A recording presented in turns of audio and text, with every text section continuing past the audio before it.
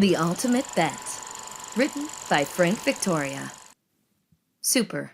Present day. Exterior. Driveway of mansion. Night. Jim Stedman walks out of his regular Friday night poker game with his friend since high school, Dan Miller, onto the driveway of a mansion in a wealthy Chicago neighborhood. What's going on with you? You just lost $150,000 in a one-on-one hand of showdown. I can afford it. That's not the point.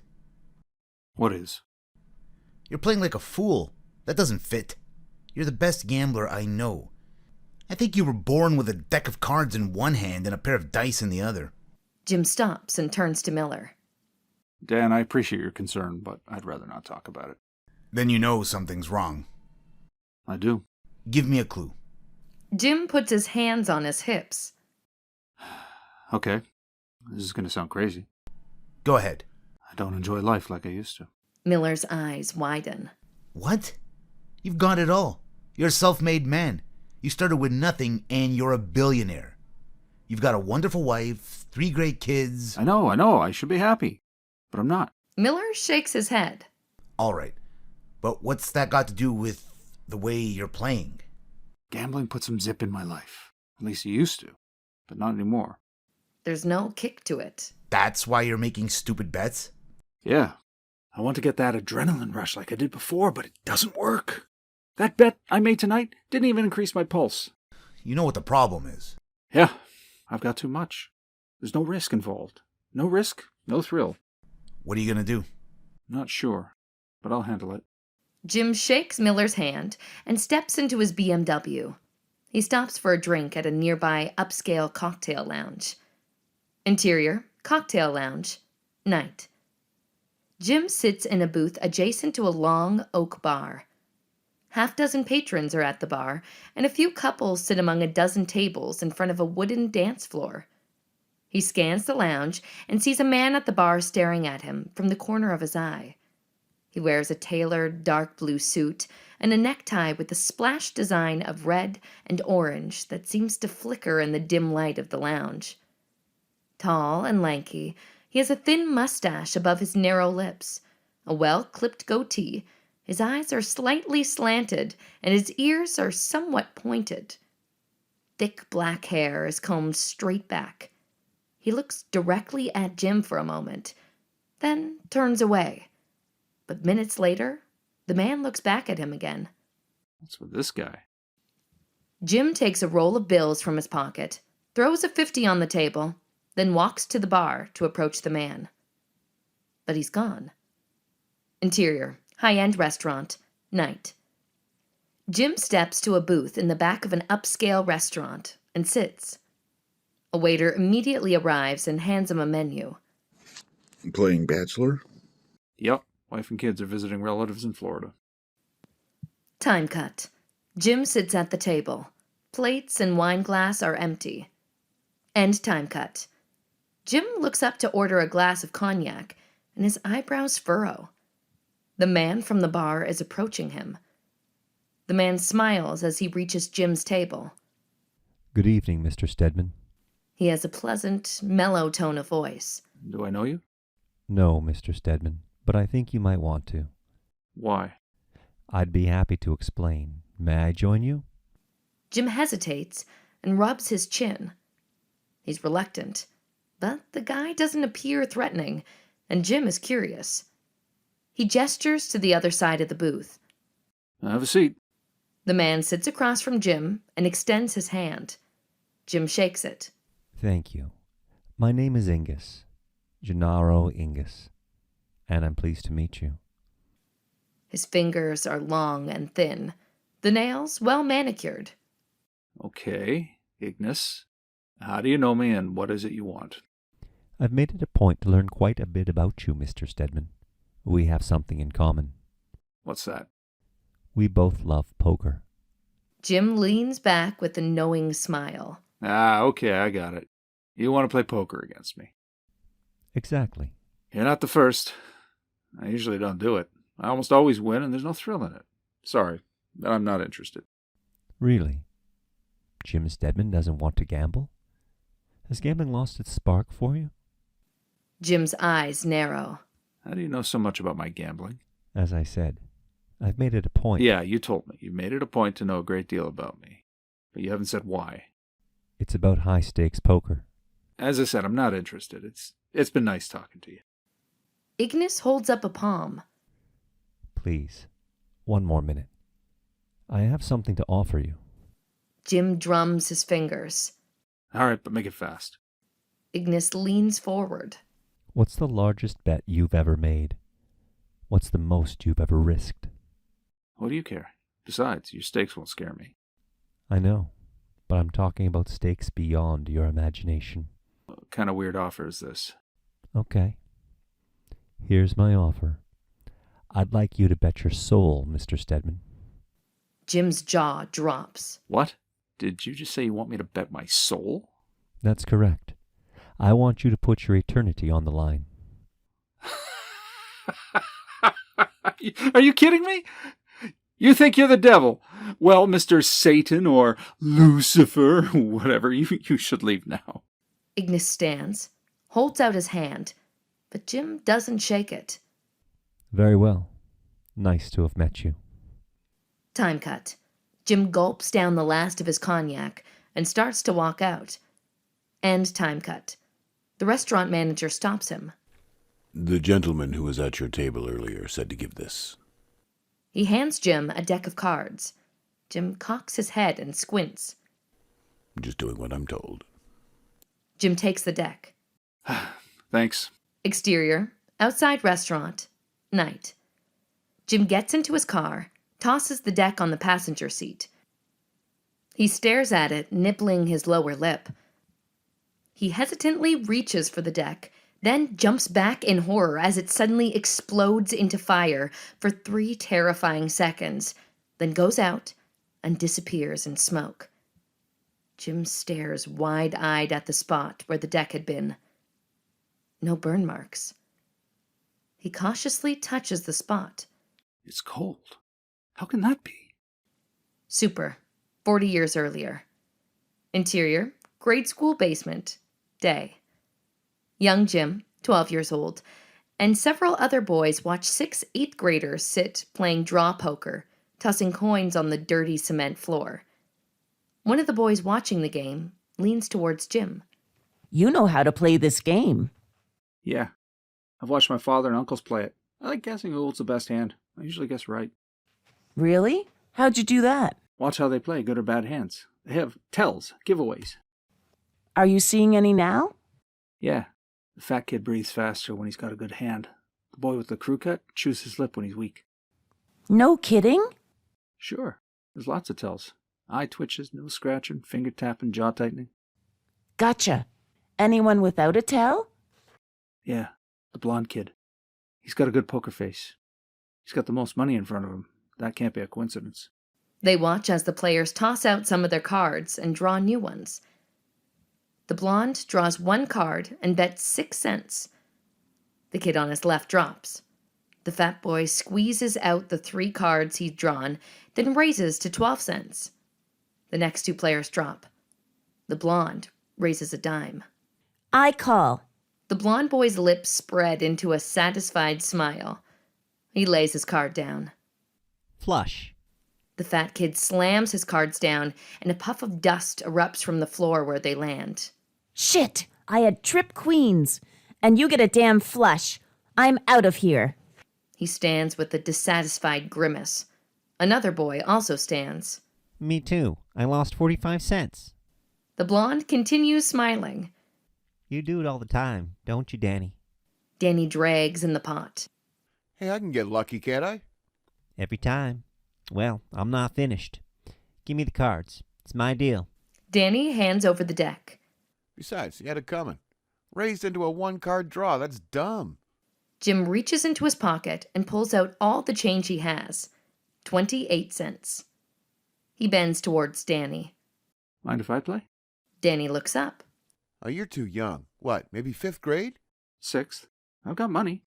He holds out his hand to show the 26 cents. Danny looks to the other players. What do you think? Sure.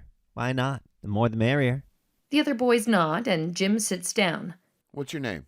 Jim. Danny introduces Jim to the other players. Time cut. Cards being dealt, pots being dragged in. End time cut. Jim now has 39 cents in front of him. On the next hand, he's dealt a pair of jacks. He calls the nickels pre-draw bet, takes 3 cards, and picks up a pair of deuces, giving him 2 pair. 7 cents. The 2 boys on his left drop. Danny grins. Okay, little guy. Let's see what kind of guts you got. I raise a quarter. He tosses the 7 cents Jim bet, and then the quarter. He watches Jim, who rubs his chin. Probably bluffing. But if I call and lose, I'm down to 7 cents. Can't play with that. How long you gonna take? What's the matter? Think I'm bluffing? Maybe. Well, you know how to find out. Jim purses his lips, then throws in his cards. Take it. Danny smirks. Ha! I was bluffing. He lays down his cards face up. Nothing. Only queen high. Jim flushes, and his jaw tightens. Well, I've got to go. Thanks for letting me play. He stands, grabs his books from the top of a dusty crate, and heads out, his nose crinkling from the dank cellar odor he hadn't noticed before. You did all right, kid. You actually played pretty well. But you didn't have enough ammo. What? Ammunition. You started with only 28 cents. You were afraid to call big bets. Jim nodded and left. Exterior, city sidewalk, day. As he walks home, he recounts that last hand and Danny's remark. Not enough ammo, huh? Yeah, well, I won't make that mistake again. My first poker lesson. Scared money don't win. You need a solid bankroll or you can't piss in the tall weeds with the big dogs. Exterior, closed elevated station, day. As he walks home, he passes a now closed elevated train station and hears boys up on the platform cheering and shouting. He climbs over the gate in front of the stairs and goes up to the platform where 4 boys are shaking hands with and patting another boy on the back. What's going on? One of the kids beams. Charlie boy here jumped on the tracks as the train was coming towards him and hopped out of the way just in time. Why? Charlie's chest puffs out. Because they dared me. I'll take almost any dare, and they each bet me 10 cents I wouldn't do it. He looks at the other boys. All right, fellas, a dime each. The other boys go into their pockets and pay Charlie. Hey, look, there's another one coming. You gonna do it again? Charlie shakes his head. Not unless I get paid again. Why don't you do it, Jim? Jim turns and sees Danny. No thanks. Danny steps towards Jim. Go ahead. Give it a try. I dare you. Why don't you do it? I dare you. How much will you bet me? Nothing. I'm just saying, if you think I should do it, maybe you should. Danny grins and takes another step toward Jim. Tell you what, do it, and I'll give you the quarter you wouldn't call in that last hand. That'll give you more to play with in the next game. Jim runs a hand through his hair. Danny holds out the quarter to Jim. Come on, this is another chance to win the money. If you got the guts. You didn't have at the card game. Maybe you don't now either. Jim stares at the quarter. I don't know. Danny sneers. Listen, if you don't do this, you're yellow. And don't try to play in our game again. You're not welcome. Jim's face tightens and his jaw juts out. Fuck your game and fuck your quarter too. I'm going to do it because I want to. The others cheer as Jim lays down his books on the platform and steps towards the tracks. Watch out for the third rail. Touch it and you're dead. Electrocuted. Jim nods to him and eases down the tracks. The boys on the platform applaud and wave, except for Danny, who stands motionless with an ominous smile. Jim watches trance-like at the oncoming train. He licks his parched lips. His breathing is rapid, heavy, labored. The train's whistle pierces the air. The tracks shudder, closer and closer. Bigger and bigger. The train's wheels screech as the driver tries to stop, and Jim can vaguely see the driver's face twisted in fear. Or was it anger? Jim freezes. His arms and legs go limp and numb, but he leaps out of the way a moment before the train squeals by. One of the boys helps him back up on the platform. The others surround him, shouting cheers, slapping him on the back and shaking his hand. One of the boys pulls Jim aside. That was gutsy. Weren't you scared? Yeah, real scared. My heart was pounding. But it's an odd thing. What's that? It sounds goofy, but I enjoyed it. It excited me. Danny approaches. Nice going. I guess you got a pair after all. Balls, I mean. He holds out the quarter. Here, you earned this. Jim thrusts away Danny's hand, and the quarter flies away. He wasn't afraid of the bigger boy now. Anger overcomes fear. Jim glares at Danny. Pick it up and put it where the sun don't shine. Danny pulls his lips back, baring his teeth. He gives Jim an ice-cold stare. He starts to say something when sirens wailed. The cops! The cops are here! The boys scramble over the tracks to the opposite platform and run down the stairs, but the police are waiting for them. Exterior, outside police station, night. Jim's father, mid-40s, slaps him hard across his cheek as they walk out of the police station. Are you nuts? Jumping in front of a train? He grabs Jim by his hair and shoves him against the wall. I wish they had thrown you in jail instead of just giving you a warning. Wait till we get home. You'll feel the belt. Interior, Jim home, night. Jim stands straight, teeth clenched and fists squeezed as his father strikes him on his butt with the belt. He grimaces as his father strikes him a few more times. Mother, mid-40s, enters the room. That's enough, John. He's had enough. She turns to Jim. You had that coming, pulling a stunt like that. You're grounded. Jim nods. Now, go to your room. I don't want to see you until morning. Interior, kitchen, day. Jim walks into the kitchen where his mother has a bowl of cereal and some orange juice waiting for him. He sits gingerly on a chair, a twinge of pain showing on his face. His mother is cleaning the stove. Where's Dad? He went to work. The factory called him to get in early. Jim swallows a mouthful of cereal. Then, I'm sorry, Mom. I don't know why I did it. It was dumb. Well, the guys did it and they dared me. his mother looms toward him. Somebody else did it, so you had to. If he jumped off the Empire State Building, would you do that? She lowers her eyes and sits next to him. She takes his hand. You could have been killed, Jimmy. You can't do things like that. I know, Mom. I shouldn't have done it. I'm sorry. All right, you just behave. Now, eat breakfast and go to school. She walked back to the stove, then whirled around. And come right back home. You're still grounded. Interior, library, day. Jim stands in front of a library shelf showing a variety of books on poker. He grabs 3 of them and checks them out. Interior, home, day. Montage.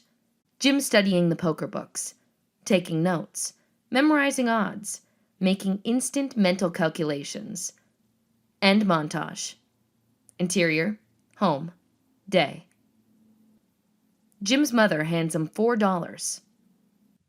Here's your allowance for the week. Save any from last week? About 50 cents. I think I can get a raise. $4 a week doesn't get very much. If you want extra money, go work for it. Montage. Jim gathering soda bottles and turning them into the grocery store for 2 or 5 cents each. Shoveling snow and getting paid for it. Washing cars and getting paid. Cleaning out garages and basements and being paid. End montage. Interior, Jim's bedroom, day. Jim, now 13 and in 7th grade, opens a dog-eared envelope full of cash and counts it. $22. Now I've got a bankroll. Now I can play poker. But not just yet. Let's watch some games and test myself. Montage. Jim watching the other boys playing poker, studying how they play, picking up on tells. End montage. Exterior, city sidewalk, day. Jim walks home with his friend Dan Miller. Year's almost over. I'm looking forward to 8th grade. Yeah, me too. Just a year away from high school. You've been playing cards lately. Yeah, quite a bit. Montage. Jim playing poker in basements, playgrounds, other kids' homes, on picnic tables, etc. Raking in pots hand over fist. End montage. Exterior, picnic bench in forest preserve. Day. Jim and 5 other boys are ending a poker game. Jim just finishes winning a pot and is stuffing cash into his pocket. One of the boys shakes his head. Did it again. I guess that's why they call you Lucky Jim. Jim grins. I guess so. See you guys around. Jim walks away, smiling. Yeah, lucky. Let them think that. The more they believe it's luck, the more I win. Exterior, city sidewalk, day. Jim walks with his friend Miller. I heard Danny started up his poker game again. Yeah? Where? Same as before, in that stinky school basement. You gonna play him? You've been pretty hot lately. I might just do that. Interior, bedroom, day. Jim opens the money envelope and counts the cash. $62. He beams. Now we'll see who's got the ammunition. Interior, school basement, day. 5 boys sit in the basement playing poker. Other kids stand around watching. Jim strolls in. Danny looks up at him. He's now 14 years old and a high school freshman. He's taller and huskier. The younger kids step aside and Jim approaches. Well, well, well, if it isn't the daredevil himself. Jumped in front of any trains lately? Jim just grins. Nope, not since the last time. Got room for one more? Sure. The other players nod.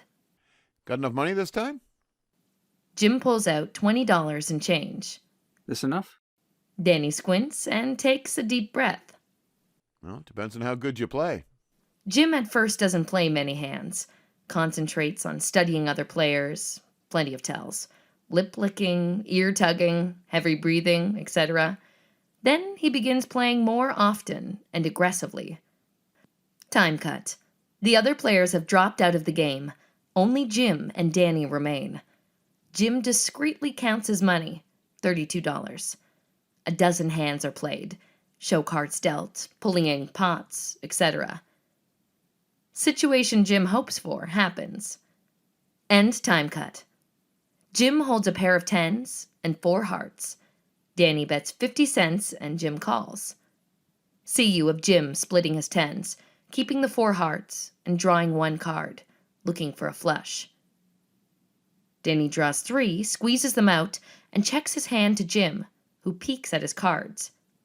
He's missed the flush and has only a jack-high hand. End time cut. Jim glances at Danny's money. About $20 in change.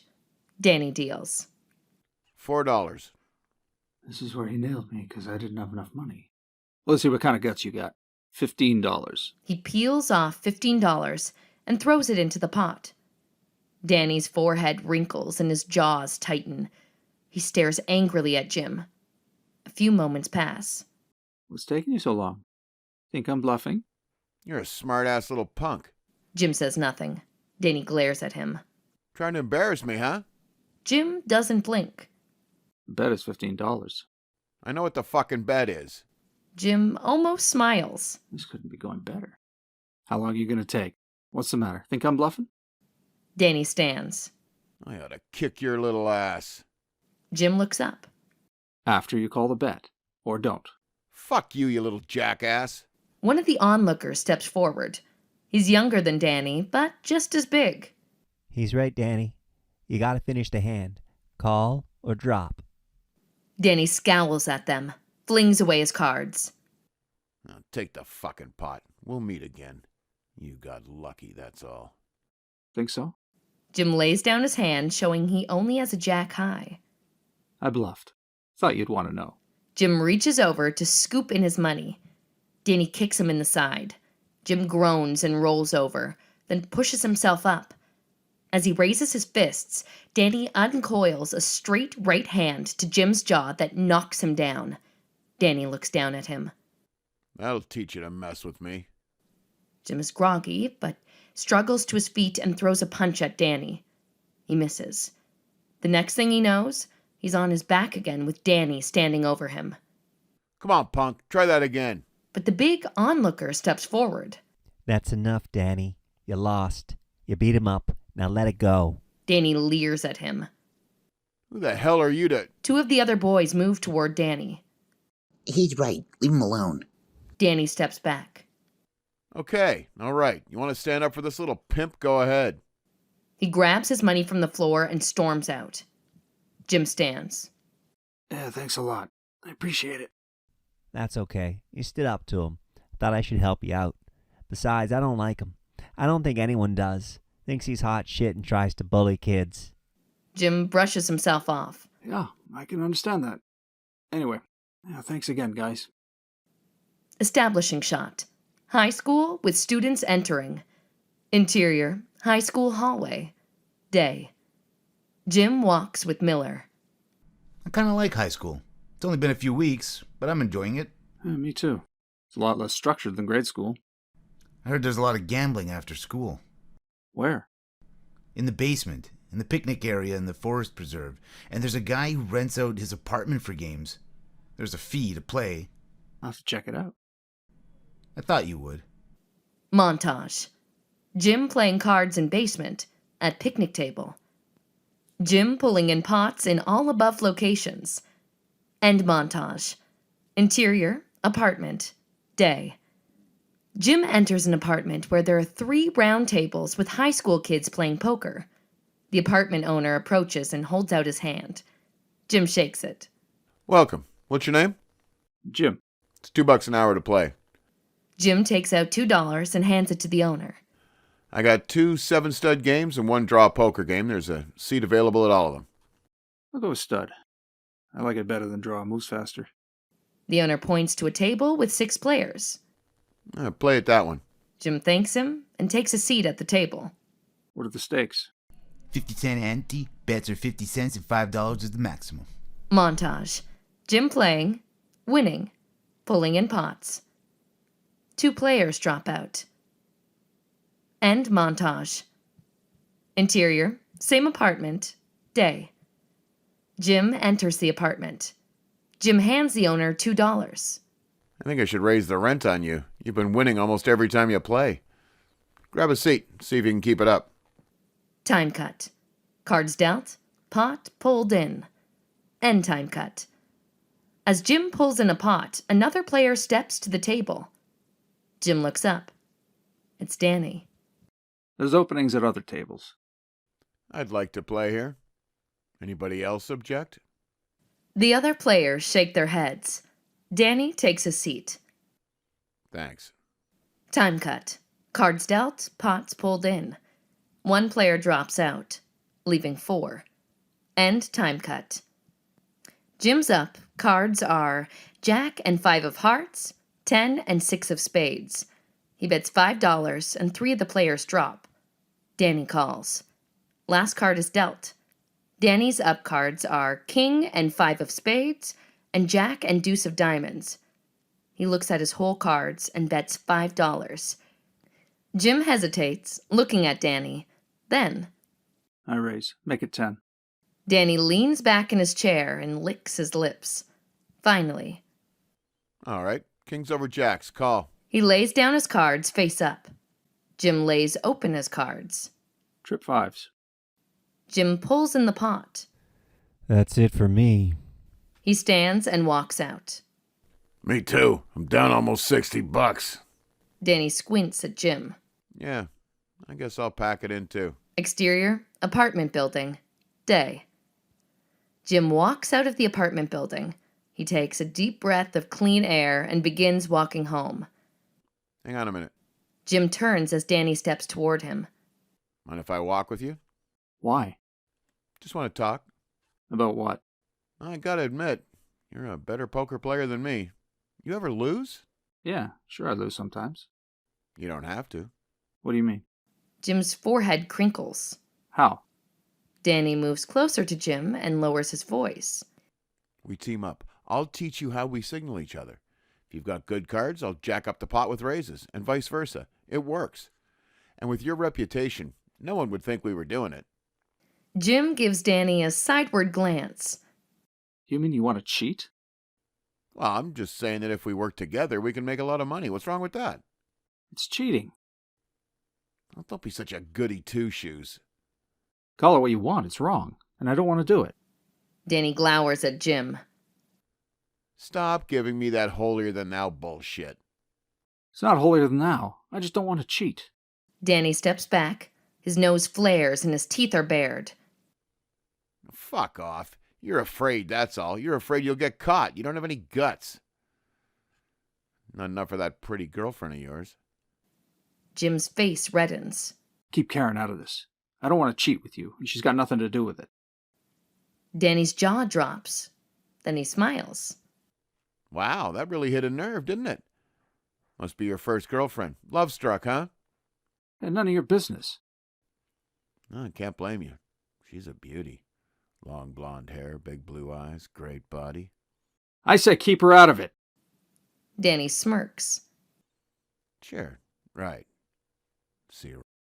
Interior, school hallway, day. As Jim walks to his first period class, he notices Danny walking with Karen. He swallows hard, then steps into his class and sits. His eyes blink rapidly, and he nervously taps his fingers against his leg. Interior, school hallway, next day. Jim again sees Danny walking with Karen. They're laughing and clearly enjoying themselves. Danny sees him. He smiles and waves hello. Jim ignores him and steps into his classroom. His face is flushed. He rubs the back of his neck and stares blankly ahead of him. Interior, school hallway, day. Fourth period bell rings. Jim walks to his English class, which Karen also attends. As he takes a seat, he sees Karen about to walk into the room, then turn around and giggle. Jim bends forward and sees Danny talking to her. She laughs and playfully pushes him away. Jim breathes heavily as Karen sits next to him. Hi, Jimmy. She tilts her head.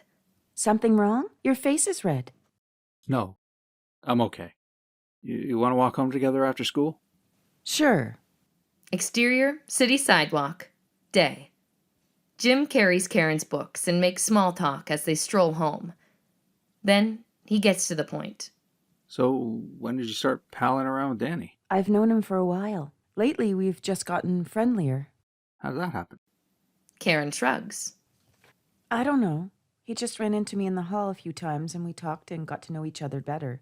He can be really funny. Yeah, I saw you laughing with him a lot. What do you think of him?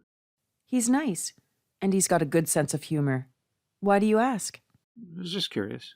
She stops walking and cocks her head. Her lips form into a semi-smile. Jimmy, are you jealous? No, it's just that... Well, yeah. I guess I am a little jealous. I thought we were going steady. They start walking again. I only talked to the guy. Do you like him? Kinda. He's fun to be with. Jim looks away. Would you go out with him? I don't know. A body blow. He gulps.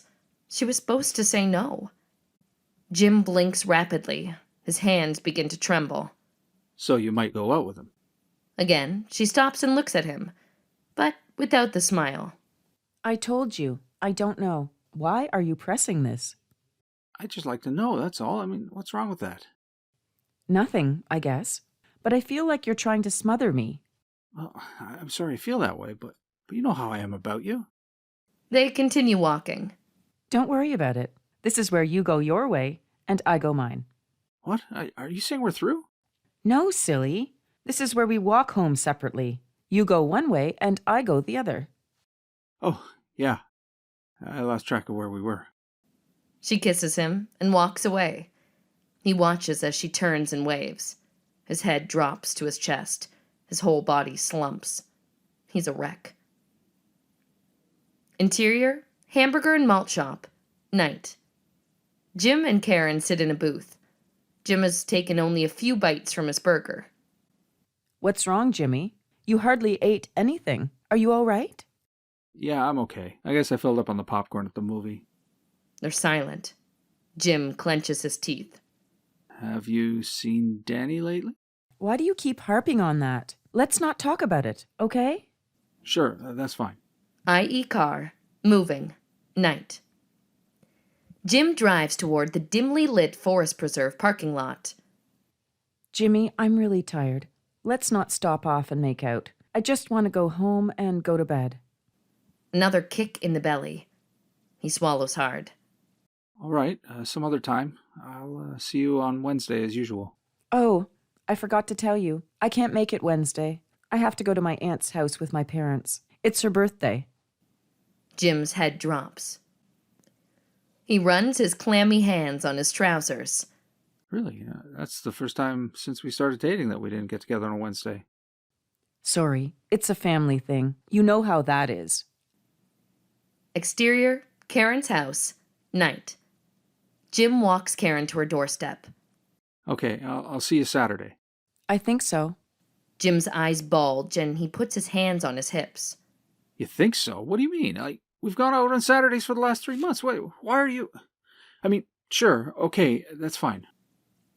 Interior, parked car, Wednesday night. Jim sits in his father's car a half block from Karen's house.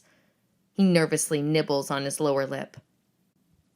At 6:30, it happens. Danny pulls up and walks to Karen's door.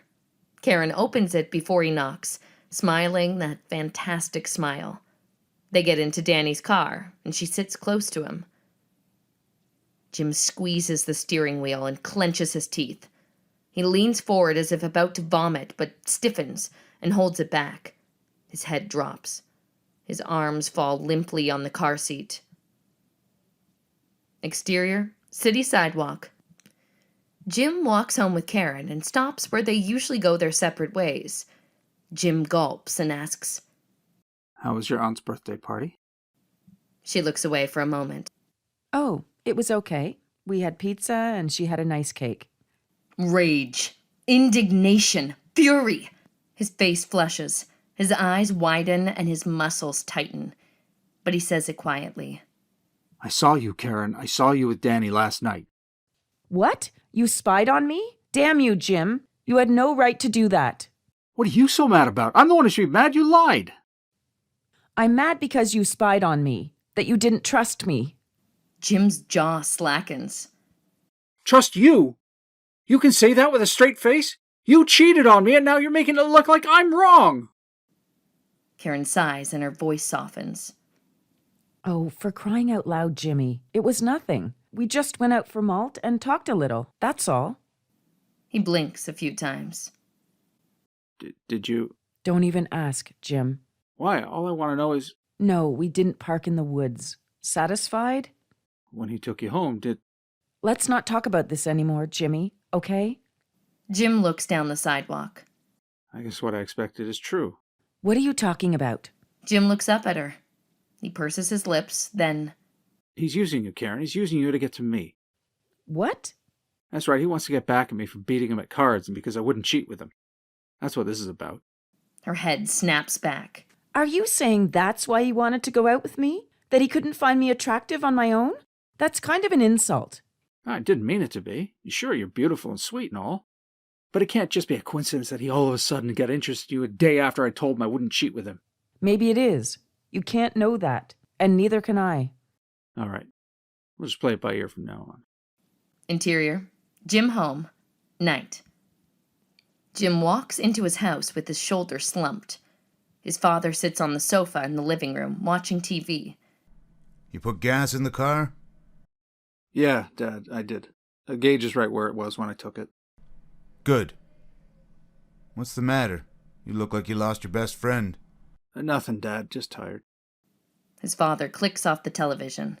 Bullshit. Sit down and tell me what's going on. Jim sits on a chair next to his father. I don't know. Come on, cut the shit and unload. Jim takes a deep breath. It's Karen.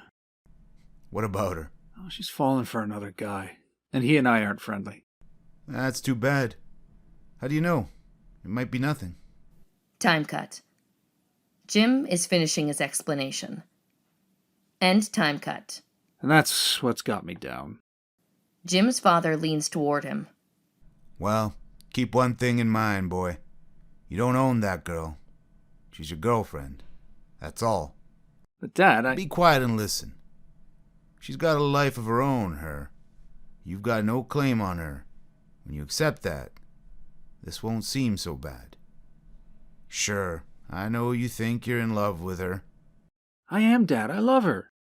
Okay, but that doesn't mean squat if she doesn't feel the same way.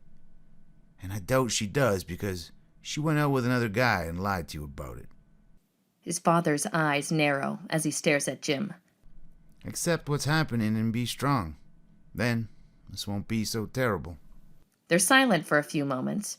Then his father shoves Jim lightly on the shoulder. Can't you see what's going on? She's playing both ends against the middle. She's keeping you on the hook until she's sure she's got the other guy snagged. Jim's eyes protrude. She wouldn't do that. She's not... Listen to me. The less you care about these things, the more ladies like you. Be indifferent. Don't give a shit. Or at least pretend you don't. Don't wear your heart on your sleeve. Let them know you care for them, but if they dropped off the earth tomorrow, you'd feel bad, but go on with your life. But... Stay quiet and listen. You and that girl are only 16 years old. You just got your damn driver's license. What? Did you think you'd keep on dating for 3 or 4 years and get married? Jim stays silent. Forget about her. Write her off. Jim stiffens as if he'd been struck by lightning. What? Are you kidding me? Shut up. Remember, she cheated on you once. How do you know she won't again? What are you going to do? Follow her around all the time? Jim squeezes his chin. I didn't think of that. But I can't just drop her. Yes, you can.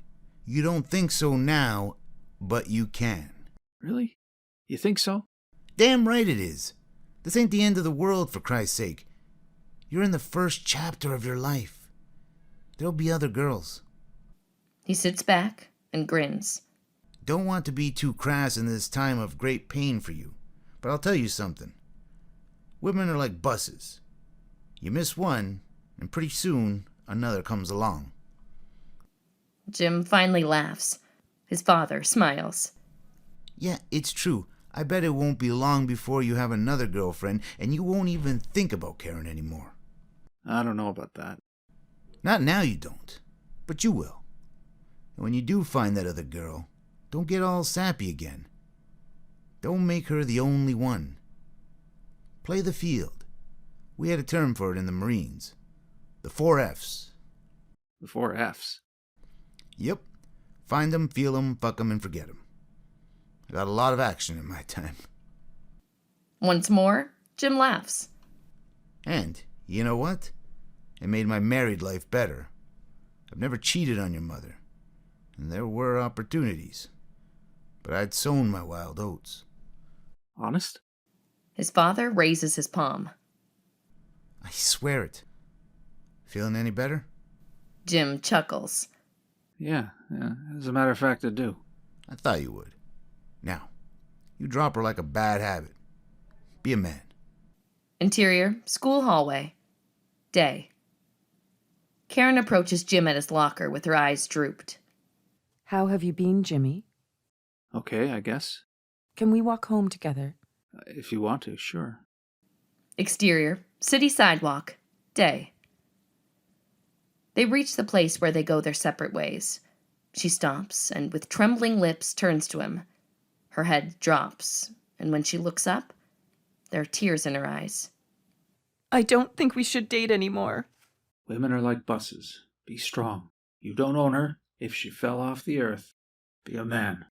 Okay, if that's what you want. Well, I mean, I'm glad you feel that way. Jim shrugs. What did you expect? That I'd get mad or something? I don't know. I just thought... Don't worry about it. Life goes on. Tears roll down her cheeks. I'm sorry, Jimmy. I don't know what happened. It was a whirlwind. I just fell for him. You don't have to explain. I don't own you. You're your own person. She starts to say something, but he leans over and kisses her on the forehead. Take care. I'll see you around. He turns and walks away. With his back toward Karen, he rubs away the tears in his eyes. Interior, Jim's home, day. Jim is studying for a test at the kitchen when the phone rings. His mother answers it, then hands the phone to Jim.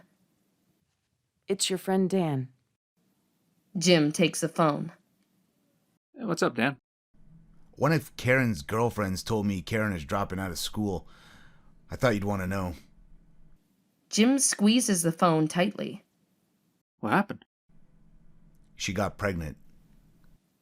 Jim drops his head and takes a deep breath. Danny?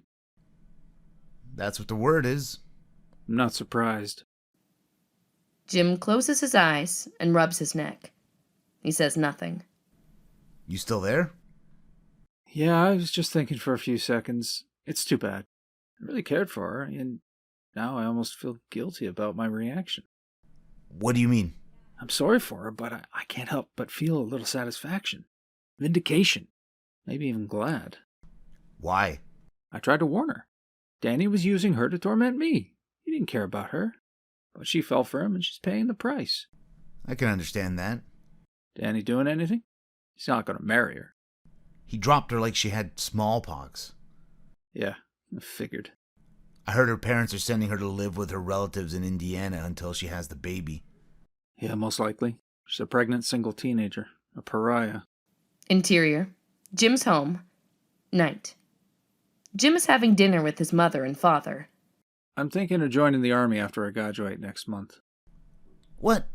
I've got you lined up for a job as a forklift driver at the warehouse. I know, Dad. I appreciate it. But I want to go to college, and we can't afford it. If I go to the army, I can use the GI Bill to pay for college. His father scratches his forehead. I don't know, Jimmy. Maybe a military life won't suit you. His mother squeezes a fist over her mouth. I wish you'd think more about it. I have thought about it a lot. It's not just the GI Bill. He looks at his father. You were in the Marines in Korea, Dad. I think I should serve too. What if there's a war? There is one. This Vietnamese business is heating up fast. So what? You fought for your country, Dad? I can too. His father leans back into his chair. I didn't know you were so patriotic. I got it from you. I can't argue against that. His mother stands. Her face is flushed and her fists are clenched. I can. I don't want you to do it. You're our only child. What if you do have to go to war? Tears fill her eyes. I'm scared. Jim's father stands and moves toward her, but Jim beats him to her, puts an arm around her, and kisses her on the cheek. Don't be, Mom. It'll be all right. His father pulls her close to him. I know how you feel, babe. But it's his call. He's a young man now. We've got to let go of him. His mother sits. Her head is bowed. But then she looks up at Jim. Her eyes reddened. She nods. Okay, your father's right. I won't stand in your way. Thanks, Mom. Sorry you feel so bad, but it's something I want to do. Interior, recruiting station, day. Jim finishes signing his enlistment papers. The recruiting soldier stands and holds out his hand. Welcome to the army. Jim shakes his hand. Montage. Jim swearing in with other recruits. Jim in basic, doing calisthenics, running, on the obstacle course, graduation ceremony. End montage. Interior, barracks, day. A lieutenant from the 101st Airborne Division enters the barracks. The soldiers stand attention. At ease, men. The soldiers spread their legs and clasp their hands lightly behind their backs. Congratulations on finishing basic. I'm here to see if anyone wants to join the paratroopers. The soldiers look at each other and whisper. You'll be part of an elite unit, and your pay will be more than other soldiers. Jim and 5 others raise their hands. Super, Vietnam, 1968. Interior, Saigon Hospital, day. Jim lies in bed in a hospital gown reading a copy of Look magazine. His right thigh is heavily bandaged. Other wounded soldiers in his ward are also in or bandaged up or in casts. His platoon commander, Lieutenant Carl Martino, enters the ward and steps to Jim, who stands and salutes. Martino returns the salute and sits on the bed. Jim does the same. How you feeling? I'm all right, sir. That's good. Just want to tell you that you'll be getting a Bronze Star as well as the Purple Heart. Jim grins. I didn't expect that. You deserve it. I just reacted. I wasn't thinking. I barely remember doing it. And don't be so humble. That was raw courage. You are wounded and still managed to drag 2 other wounded troopers to cover. Thanks, Lieutenant. Welcome. And there's more. You're being promoted to corporal, and I'm making you squad leader. I don't know what to say. You don't have to say anything. What have the doctors told you? I'm healing well. Bandage comes off in a few days, but I'll have to go into physical therapy. Good. You'll get light duty until you're completely fit. Probably pushing papers at Battalion HQ or maybe in G2, Intelligence. Interior, G2 headquarters, night. Jim is playing poker with 6 other soldiers. Another soldier walks in. Can get in? Sure. The ante is $1 and the limit is $5. The first soldier notices Jim at the table. I think I'll pass. I played with Stedman when you were in the hospital together. So what? He's a one-man shark tank. Never loses. Jim huffed. Bullshit. I lose once in a while. One of the other soldiers cocks his head as he looks at Jim. Is that true? Are you a card shark? No, I'm just very good at this. Been studying and playing poker since grade school. He stops and scans them. His face flushes. Wait. You think I'm cheating? Nobody said that. Maybe you're just good. Or maybe lucky. Jim stands. Look, if you guys don't want me in your game, that's okay. I just got these games down pat. If you want me out, just say so. Jim scoops up his cash. All right, I'll leave. No hard feelings. You want your money back? The other soldiers look at each other. No, keep it. But I don't think you should play with us anymore. Jim shoves the cash into his pocket. Fine with me. Interior, G2 headquarters, day. Soldiers at desks are reading reports. Jim is filing documents at one of the large file cabinets. He's approached by a staff sergeant. Tomorrow you're assigned to Captain Callor to interrogate prisoners. Jim frowns. Why me? I don't know anything about interrogation. Beats me. Just passing on orders. Exterior, airfield, day. Jim walks to helicopters and shouts to the pilot. I'm supposed to meet Captain Kaler. He'll be here soon. Climb on board. Jim gets into the helicopter. 4 Vietnamese soldiers and one of the battalion's Vietnamese translators. Lao Lin sits in the chopper. The translator is short and skinny with a thin mustache. The prisoner's hands and feet are tied. They're young, probably in their late teens. Captain Vincent Kaller boards. He's a sinister-looking man. Gaunt face, high, distinct cheekbones, thin nose and lips. His eyes are sunken and narrow, almost concealing the intense, beady pupils. Good morning, sir. Kaller ignores him. He shouts to the pilot. All right, let's go. Kaller sits and stares forward, stony-faced and mute. Interior helicopter, continuous. The helicopter hovers 5,000 feet above a shallow, rocky stream. Kaller turns to the translator. Bring one of them over here. Lao Lin grabs a prisoner and shoves him to Kaller. Ask him what his unit is and where it's located. Lin speaks to the prisoner, who presses his lips together and shakes his head. Ask him again. And tell him if he doesn't answer, he's out the door. Jim's eyes bulge. Lin tells the prisoner, who says nothing. Kaller pushes the prisoner to the edge of the helicopter door and stands behind him and shouts in his ear. Talk! The prisoner remains silent. Kaller doesn't even wince when he pushes the prisoner out of the helicopter. Jim's jaw drops. The other prisoners scream. Kaller grabs another and shoves him to the door. He looks like the youngest, probably no more than 16 or 17. Kaller pulls him to the chopper door and glances at the translator. Tell him he's going to hell with his buddies unless he tells me what I want to know. Lynn yells into the prisoner's ear. Tears roll down the kid's cheek. A pant leg gets wet as he uncontrollably urinates. Sir, not again, sir. You can't. Keller glares at him. Shut up.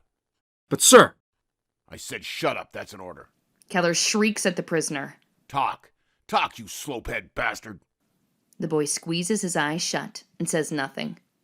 Keller casually pushes him out of the chopper. The other prisoners yell and squirm. Jim fixes his eyes on them, and he feels weak and unsteady as the thwacking of the helicopter blades thunder in his head. He looks at the translator, hoping to see some mercy in his eyes. There is none. Keller reaches for a third prisoner, who pulls away from his grip and struggles to keep away. He hollers and kicks at Keller, who finally punches him hard on the chin. The prisoner goes limp. Keller pulls the dazed man to the door. He looks at Jim with a depraved sneer and narrowed, heinous eyes. You're up. You push this one out. Jim is paralyzed. Now, soldier! Sir, I can't do that. That's a direct order, trooper. Do as you're told. No, sir. No, I will not. I am a soldier, not a murderer. Keller gives Jim a disgusted grunt. You're yellow. You got no balls. Jim sits quietly, staring defiantly into Keller's devilish eyes. Keller turns to the translator. Tell him to talk. What's his unit and where are they located? The translator obeys. The prisoner remains silent. Keller pushes him out of the chopper and looks at Jim. See? It's easy. You just give him a little shove. That's all there is to it. Jim stays quiet and just glowers at Keller. Keller waves his hand. You're hopeless. No balls. Keller leans towards the pilot. Get us back. I'll try something else on the last one. Super. 3 months later. Interior, headquarters. 3 months later, day. The battalion commander sits at his desk with platoon leaders, including Jim's, Lieutenant Martino, stand in a semicircle around him. Mark my words. That battle for Hughes City will go down as one of the bloodiest of the war. We took a lot of casualties. The officers nod. Their heads are hung low. Their faces are somber. Their eyes bloodshot. When can we get replacements, sir? Not sure. A few days, maybe. But it won't bring us up to full strength. Scuttlebutt has it. We're going to a rest area. Right. That's in the works. 7 days. Should take some of the edge off your men. Interior, rest area, day. Jim stands in front of Martino in the officer's tent. How's morale? Better than it was before we came to the rest area. There's still some grumbling. They're still edgy, but I think ready for whatever they have to do. How's the new replacement? Private Keene? Well, he's mixed in well, but I wish we could have gotten more. My squad's only got 7 men instead of the regular 9. Yeah, well, we'll have to make the best of it. We move out tomorrow. Martino lays out a map on his desk. Interior, Jim's squad tent, day. Jim gathers his squad around him. We'll be going out on patrol for any VC still in the area. We move out after morning chow tomorrow. Be sure you've got enough ammo. He points at the 2 of the men. That goes especially for you, Stan, and you, Kirk. You've got the M16s that are on fully automatic. Privates Stan Grossman and Kirk Avery nod. Jim pulls out a large terrain map and points to a region. We'll be patrolling here. It's mostly jungle and wooded terrain, but there's a clearing with a village we have to check out. Why not just bomb the shit out of the village and get it over with? You know the answer to that. Riley sneers. Yeah, civilian casualties. Right. We want to avoid collateral damage. That comes from the top. Why aren't they more concerned about us? They are, and you know it. Let's not start talking shit like that. He eyes the men. Any other questions? No one spoke. Okay then. Make the most of the rest of your day here. Try to relax, maybe get some shut-eye. Write a letter, take a good shit, jag off, whatever. That a shit sounds good. I'll go with the jag-off option. The men laugh. Exterior, jungle, day. At 0900, Jim's platoon moves from the thick foliage at the edge of the jungle onto the clearing that leads to the village. Jim looks to his squad. Stay alert. I've got a feeling about this. What do you mean? I can't put a finger on it. It's like playing poker and thinking a player's bluffing. There's no way to read this or figure the odds. The 2-point men are about 30 yards ahead. As the platoon closes in on the village, a blistering fire erupts from the well-concealed Viet Cong hidden there. The point men and 5 others go down. The others hit the dirt and return fire. Lieutenant Martino was shot in his left arm, but he grabs a phone from his radio operator and calls for medevac helicopters and gunships. The platoon's 2 medics scurry to the wounded soldiers. But the enemy gunfire ends abruptly. After inflicting casualties on the Americans, the VC stealthily melt into the jungle behind them. An eerie silence engulfs the battlefield, except for the groans of the wounded. Jim's squad reaches the village first. His new replacement has been wounded, but Jim and the remaining 6 begin checking the thatched huts in the village. They find nothing. But behind the huts sit about 30 villagers with their hands tied and gagged. What the hell is this about? The VC must have done this so they couldn't warn us. Gunnery Sergeant Max Monroe trots to them. Yeah, that's probably right. Okay, but what do we do with them? Monroe thinks for a moment. For now, take off the gags, but keep an eye on them. I'm going to check on the lieutenant and what's left of the platoon. We'll regroup and be here soon. Jim glances towards the clearing. How bad is it, Sarge? Well, can't say for sure, but we got banged up pretty bad. Maybe 3 or 4 dead, plus 6 or 7 more wounded. I gotta get back there. Monroe hurries away. As Jim's men start removing the gags on the villagers, a VC hidden in the foliage near them opens fire, grazing Avery's right cheek. The men hit the dirt. Except for Sykes. He spins around and fires at the enemy soldier, striking him in the chest. Sykes strides to him, continuing to fire until his rifle bolt locks back on an empty magazine. He shoves in another magazine and begins firing at the dead VC again. Jim charges to him and pushes down his rifle muzzle. Hold on, Hank. You can't kill him any deader than he is. Sykes shoves Jim away. His face is beet red, and his lips are pulled back tightly, showing his clenched teeth. Fuck 'em. Fuck 'em all. He points to the villagers. And that means those assholes over there, too. Jim steps in front of Sykes. Wait, Hank, get a hold of yourself. Bullshit. I say we waste 'em. How many our guys are dead? Hanson, Davies, Harnath, plus 5 wounded. Jackson got his leg blown off. I know, Hank. But we can't just start killing civilians. How do you know they're civilians? And so what if they That's are? enough. I'm not going to listen to it anymore. Rossi and Grossman move to Sykes, stand between him and Jim. Come on, Hank, this ain't you. We're all hurting, Hank, but we'll get past it. Sykes goes limp. His arms fall to his sides, his head drops to his chest, and he cries. Rossi puts an arm around Sykes. I'd say get out of your system, for all of us. Then buck up. Don't let this break you. You're airborne, buddy, 101st. Screaming Eagles. Screw that. Hank's right. I'm fed up with these gook bastards. I say we cap 'em all. Who else is with me? We gotta... Jim swivels toward Riley and steps nose to nose with him. That's enough. Stow that shit. It ain't gonna happen. Pipe down or I'll put you up for a court-martial. I don't give a shit. Avery wedges himself between Jim and Riley, holding a bandage from his first aid kit against a gash in his cheek.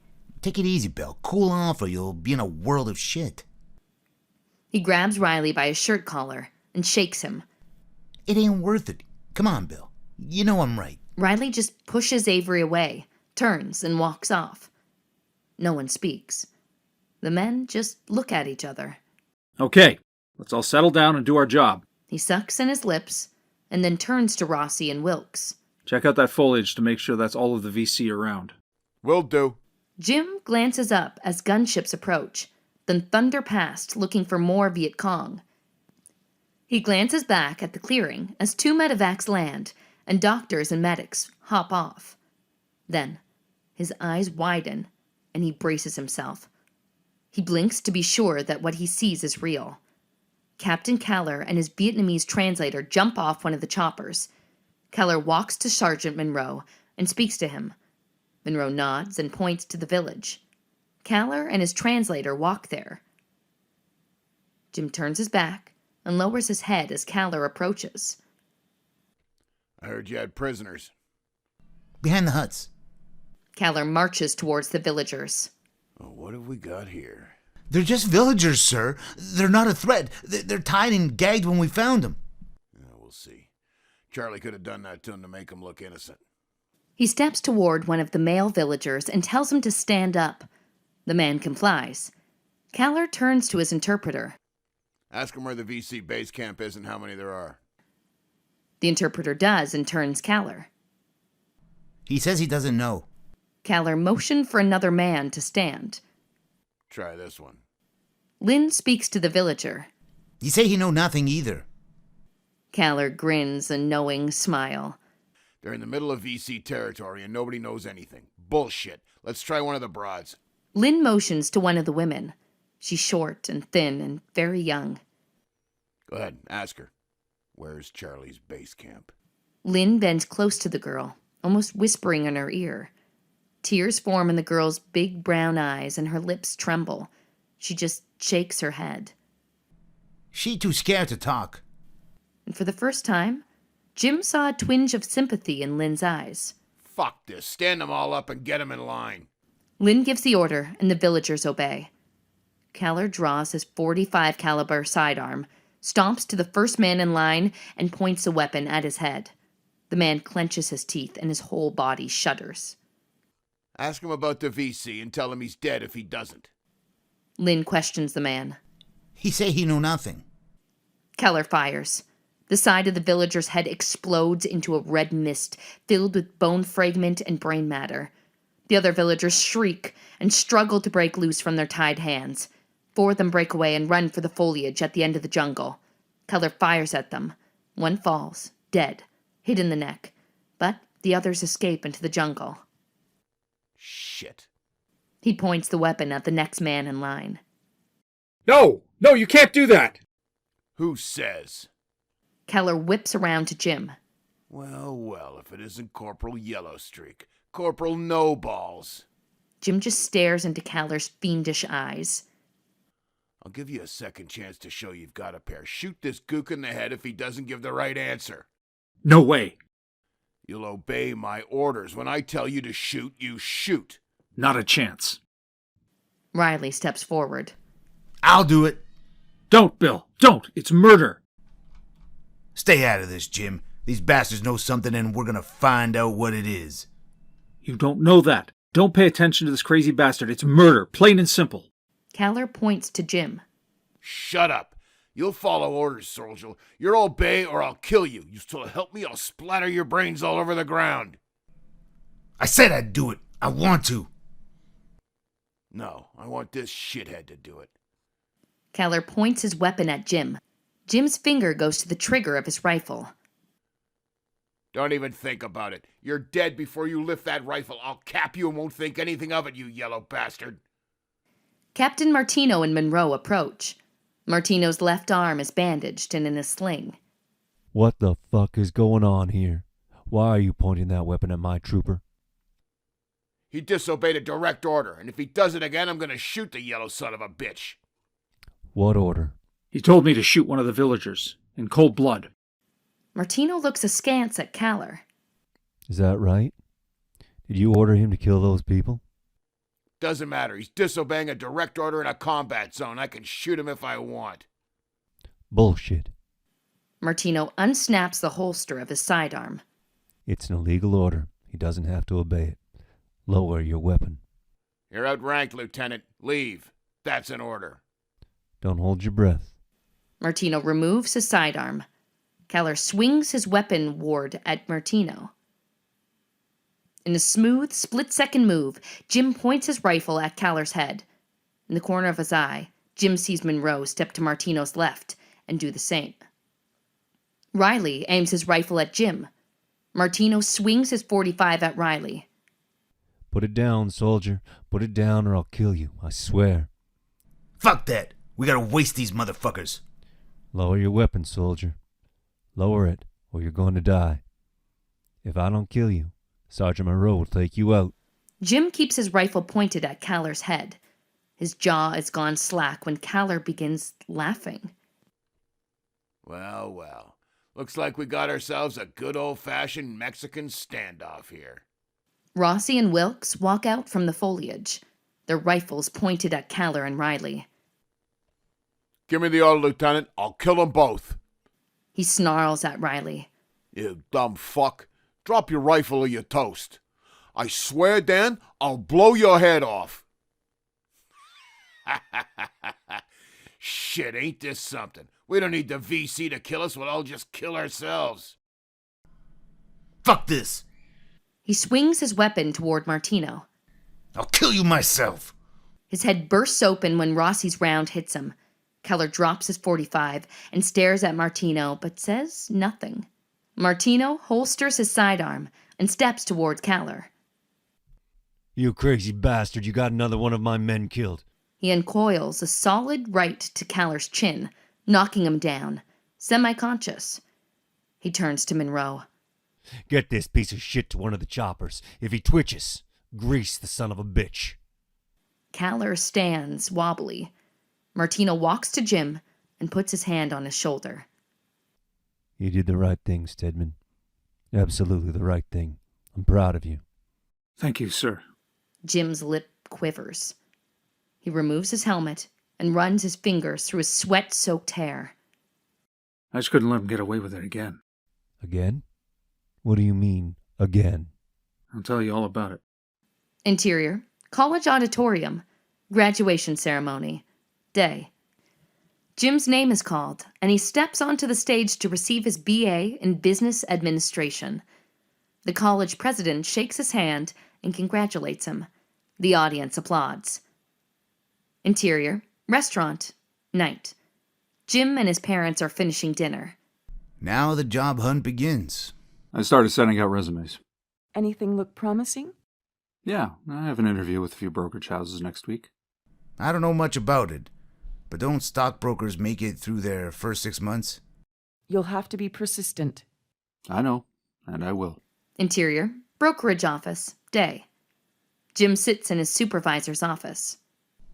You've been with us for less than a year, and you're already pulling in 6-figure commission checks. That's rare. Congrats. I guess I just have a knack for it. You sure do. Exterior, outside ballroom, night. Giant floodlights crisscross the sky and illuminate a sign reading, Gala Charity Event. Limousines unload men wearing tuxedos and women in stylish evening gowns. Interior, large ballroom, night. Jim stands at the bar talking with a few other men. One of the men taps Jim's shoulder and motions with his head for Jim to look behind him. He does. And there she is. A striking strawberry blonde, dazzling hazel eyes, and an hourglass figure. She smiles, and he steps to her. They stare at each other. Jim starts to say something, but stops. You too? What? Can't think of anything to say? I guess not.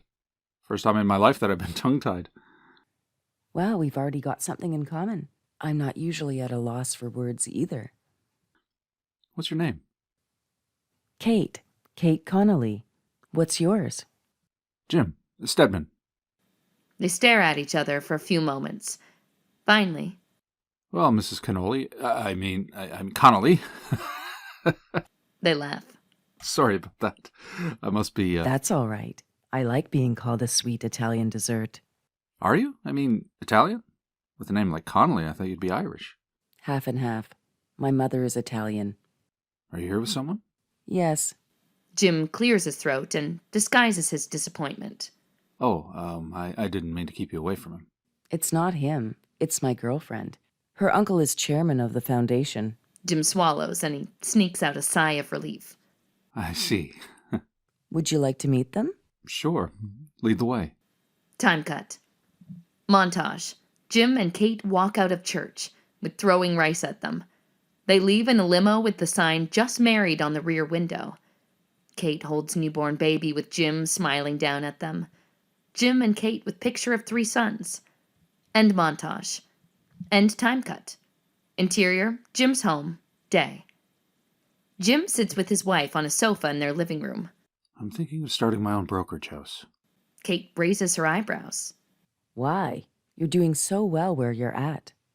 I know, but I've been there 5 years, and I want to be my own boss. And I'd be making even more money than I am now. Well, if you think you can do it, go ahead. I know I can. There are terrific brokers I know would come with me. What if it fails? I'm sure I'd find a job with another brokerage than the one I'm with. Interior, ballroom, night. More than 30 people mingle at a Christmas that Jim has thrown for his company. Jim is speaking with a broker at the party. Jim looks around him. Everyone seems to be enjoying themselves. Yeah, this is the biggest bash you've held. I thought we all deserved it. We've made more money every year since I started the company 4 years ago. That's true. And we've added 3 more brokers. Montage. Jim playing catch and football with his sons. Jim, Kate, and their sons at a concert. Jim and Kate attending red carpet galas. Jim and Kate holding parties with high-ranking politicians, other dignitaries, famous actors and actresses. Exterior, yacht. Day. Jim and Kate on their 60-foot yacht sitting on deck chairs poolside, while their 3 teenage sons dive and swim in the pool. Jim leans over to Kate. I want to ask you something. Sure. What's on your mind? I'm thinking of selling the brokerage business and going into commercial real estate.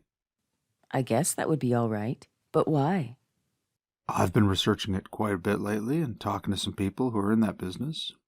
There's a lot of money to be made. Kate smiles. We already have a lot of money. Yeah, I know. But I'm getting a little bored with playing the stock market. There's no kick in it.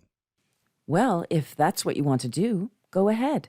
You've got a knack for making the right decisions. Jim bends over and kisses her on the cheek. Thanks, babe. I figured you'd go along with me. Montage. Jim looking over blueprints with architects. Jim at worksite of building being built. Jim signing contracts. End. Montage. Exterior, golf course. Day. Jim is golfing with Dan Miller. How's the Walton Hotel sale going? Meant to tell you, but I forgot. We finalized the deal and signed the contract yesterday. That's the 8th piece of commercial real estate you've either bought or had built in 5 years, and you sold 2 of the ones you had built. 3, and made big profits on each one of them. The ones I own now are money-making machines. You've got the Midas touch. Interior, hotel. Day. Jim is in an elevator with 3 others when a stunningly beautiful woman steps into the elevator. She's carrying a briefcase filled with files and several other files tucked under her arm. Jim can't take his eyes off of her. She wasn't beautiful, sensual, or voluptuous. She was more than all that, and the synergy of those traits was a sum far greater than the total of its parts. Her long, silken, raven black hair framed a face made for the finest portraits painter. Her figure could shame a Hollywood starlet, and no mere mortal could take his eyes off her long, shapely legs. Her slightly slanted, deep brown eyes were hypnotic. The elevator stops. Its doors open. She steps out, but the files under her arm fall and scatter. Jim leaps to help her pick them up. Thank you very much. I can be clumsy sometimes. Hey, you're welcome. What are all these files for? I'm with an accounting firm, and it's tax season. We're swamped. Hey, let me carry some of these for you. Oh, you don't have to do that. I'd like to. Okay, I'm just a few doors away. Are you an accountant? Yes. They reach her door, and she opens it, places the briefcase on the floor, and turns to take the files from Jim. She smiles at him. Thank you again. My pleasure. Where are you from? Chicago. Jim's eyebrows raise. Really? So am I. Must be fate. She tilts her head and smiles. Maybe. What brings you to New York? Accountant seminar. What about you? I'm here to meet a few other real estate owners. That sounds interesting. How long will you be here? A few more days, but I'll come here on vacation. It's a great city. First time here? Yes. How about you? I've been here quite a few times. Maybe I can show you around. Her eyes widened. Really? That'd be nice. Great. How about dinner tonight? Her head shoots back. I don't know. We just met. I'm not as scary as I look. She studies him, then gives him a gleaming smile.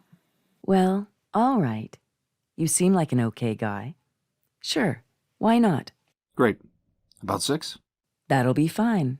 Good. I'll meet you in the lobby. I'll be there. What's your name? Jim Stedman. Yours? Carlotta Nguyen. Sounds exotic. Is it Asian? I'm half Mexican and half Vietnamese. Okay. I'll see you at 6. I'll be there. Interior, Jim's office, day. He's on the phone with Carlotta. How have you been? Very well, but we're backed up in the accounting department. What a coincidence. I'm looking for another accountant. Bet I'll pay you more than you're getting now. You interested? Yes, I certainly am. Interior, Jim office building, day. Jim walks into Carlotta's office. I have a business trip in New York in a few days. You want to come? Carlotta smiles widely. I sure would. Montage. Jim showing Carlotta New York sights. Jim and Carlotta at a stage play in New York's theater district. Jim and Carlotta on other business trips to Hawaii, Martha's Vineyard, California's wine country, etc. All showing them sightseeing, at the beach, and in bed. End montage. Super. Grand Cayman Islands. Interior, bedroom, night. Jim lays in bed with Carlotta, who's under silk sheets, one arm draped over Jim's chest. The terrace doors are open, and a breeze flows through the room, cooling their perspiring skin. The setting sun casts a golden glow on the ocean. Carlotta stares blankly at the ceiling. Jim, I want to say something, but I'm afraid. Of what? Of how you'll react. I don't want to drive you away from me. Oh, what's bothering you? She rolls to face him, hair spilling onto her shoulder. She breathes heavily and turns away. When she looks back at him, there are tears in her eyes and her lips tremble. This wasn't supposed to happen. I didn't want it to, but I couldn't help it. I think... What is it? No, I know. I love you. Jim caresses her face and then runs his fingers through her hair. I love you too. They kiss passionately. Jim, do you mean that? Of course. Why would you ask? I don't know. I'm starting to feel like a toy or something.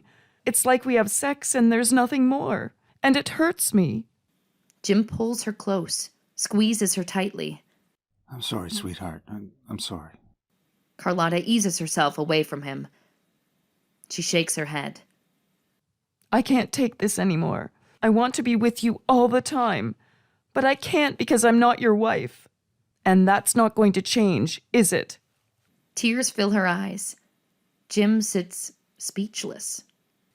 It won't, will it, Jim? I'll always be just your mistress. I thought I could handle that. But I can't. A long silence. Jim squeezes his forehead. Maybe you won't have to. What do you mean? Maybe. I don't know yet. I need some time to work it out. Time to work what out? My situation. Our situation. She takes Jim's hand and places it on her cheek. You mean you might leave your wife for me? I don't know. I've got to think it through. I need time. She throws her arms around him. I can wait. Interior, high-end restaurant, night. Jim and Carlotta sit at the bar of an exquisite restaurant on Chicago's near North Side.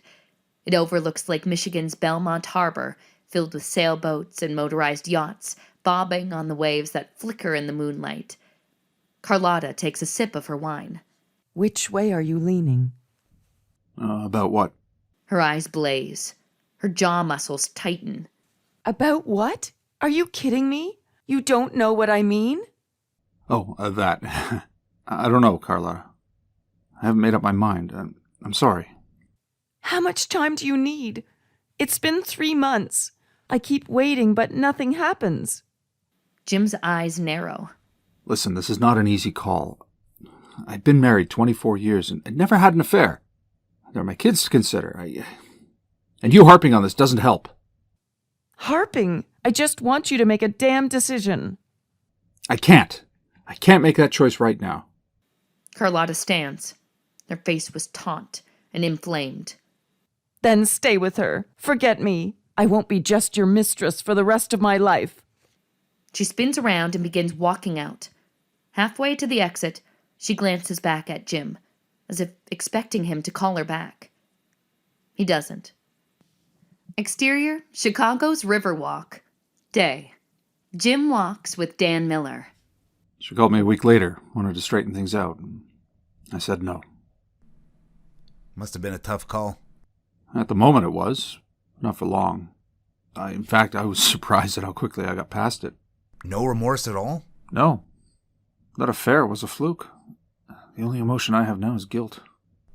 You mean about maybe leaving Kate?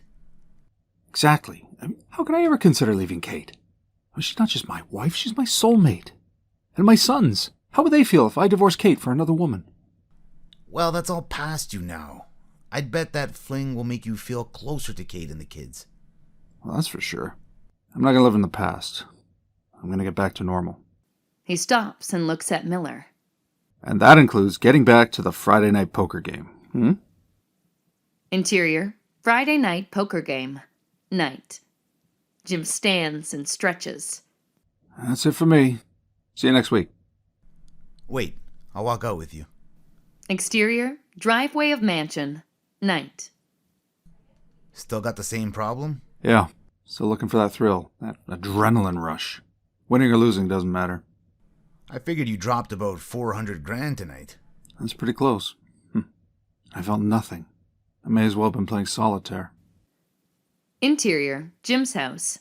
Night. Jim enters and glances at the grandfather clock on the living room wall. 3 o'clock. He's tired, but wants to watch some TV news before going to bed to get maybe his mind off his dilemma. He flops on a plush sofa in his living room.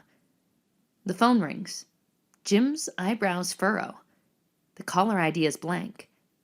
He pauses, then answers the phone. Hello, Mr. Stedman. It's Gennaro Ignis.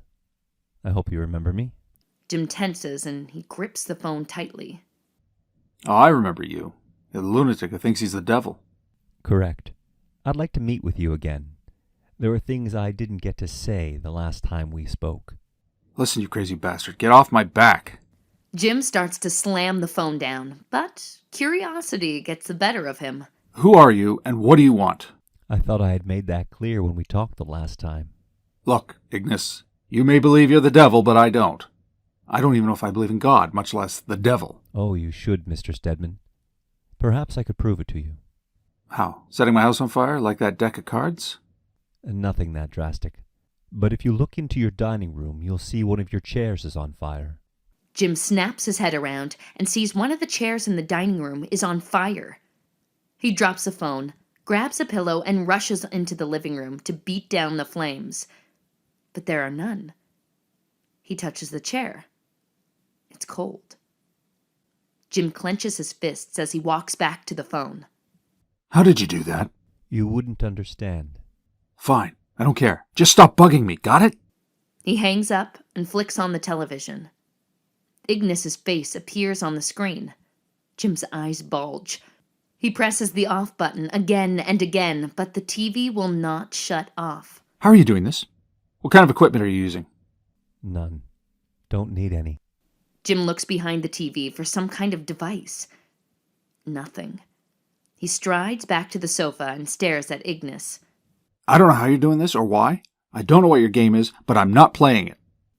This is sad, Mr. Stedman. What are you talking about? Forgive me for saying this, Mr. Stedman, but you have a bit of an attitude problem. You're looking at this in entirely the wrong way. How should I look at it? As an opportunity, a chance to regain your love of life, to feel the joy of your possessions, the elation of gambling. Jim sits back and rubs his chin. And you can do all that? Absolutely. Play this poker game with me, and I'll return that the exhilaration of gaming is restored. Right. I'm sure I'll enjoy my life to no end, knowing that if I lose, I'll spend eternity burning in hell. Not to worry, Mr. Stedman. You won't know that. I'll erase it from your mind. Besides, risk is what this is all about. Never have you had more at stake. A burst of enthusiasm sweeps over Jim. He didn't want to feel it, but it was there. A flash of intoxicating anticipation. What are you risking? A soul, Mr. Stedman. This is beyond your comprehension, but losing a soul to the entity that put me here is physically painful. How bad can it be? It's a terrible humiliation. Believe me, sir, I have as much at risk as you. On the other hand, winning that soul has just the opposite effect. It's ecstasy. And what about the game? How do I know it's not rigged? If you are the devil, you could stack the cards or read my mind. I understand. You're unaware of the ways of the afterlife. The rules are strict and the penalties severe. Rest assured that there will be no tricks, no shenanigans. Yeah, why not? I would be risking my very position in hell were I to cheat. Everything will be on the up and up. Beads of sweat form on Jim's forehead. He licks his lips. He doesn't understand why, but he also believed Ignis was, in fact, the devil. I need to think this over. I mean, we're talking about eternal damnation. It's my soul, for God's sake. Oh, please don't use that kind of language, Mr. Stedman. What? Oh, I didn't realize that. No need to apologize. You're new to all of this. And certainly, think it over. This is a huge risk for you. Yeah, that's an understatement. Right. So let me, pardon the pun, sweeten the pot, so to speak. Jim's mouth goes agape, and his heart thunders in expectation for the devil's offer. There are two things, and they go hand in hand. I will give you eternal youth. You can stay at whatever age you choose until Judgment Day. You'll be free of mortal pain and disease. Jim squeezes the side of his mouth and purses his lips. Yeah, I don't know if I want that.